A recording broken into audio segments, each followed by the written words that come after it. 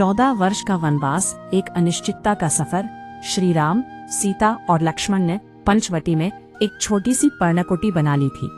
इस घने जंगल में, जहाँ हरियाली की चादर बिछी थी और पक्षियों की चहचहाहट सुनाई देती थी, उन्होंने अपने लिए एक नया घर बनाया। लेकिन एक दिन आकाश से उतरती एक छाया उनकी शांति को भंग करने आई।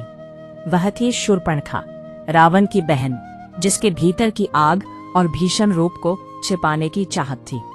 जब उसने राम और लक्ष्मण को देखा तो उसकी आंखों में एक तड़प उभरी।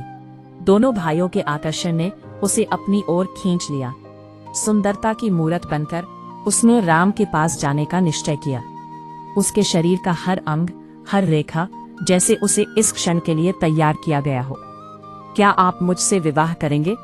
उसने अपनी आवाज में मिठास घोलते हुए पूछा। लेकिन राम ने सीता की ओर देखा। उनकी भक्ति और प्रेम ने उसे इनकार करने के लिए मजबूर किया।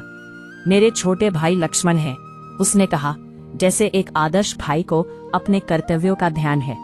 शूर्पणखा फिर लक्ष्मण के पास गई, एक नई आशा के साथ।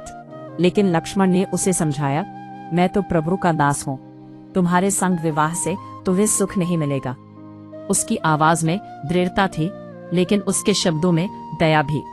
असफलता से भरी शूर्पणखा ने बार बार प्रयास किए, लेकिन हर बार उसे नकारा किया गया। अंततः उसकी कोमलता में कड़वाहट आ गई। उसके चेहरे पर गुस्सा और निराशा का भयंकर रूप बदल गया। अब वह उस राक्षसी रूप में प्रकट हुई जो उसके भीतर की सच्चाई को दर्शाता था। श्री राम ने लक्ष्मण को इशारा किया और एक क्षण में लक्ष्मण ने अपनी तलवार चलाई। शूर्पणखा की नाक और कान काट दिए गए। वो अब काले पर्वत से गैरू की धारा की तरह दिखने लगी। वो विकराल हो गई। उसके दिल में गुस्से और घृणा की लहरें उठने लगी। इस हादसे ने जंगल की शांति को और भी भंग कर दिया।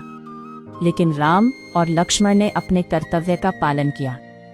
उन्होंने समझा कि प्रेम हमेशा ताकतवर रहता है, लेकिन कभी कभी अपनी रक्षा के लिए सख्त कदम उठाने पड़ते हैं। शूर्पणखा के इस परिवर्तन ने न केवल उसके रूप को बदल दिया, बल्कि उसकी आत्मा को भी।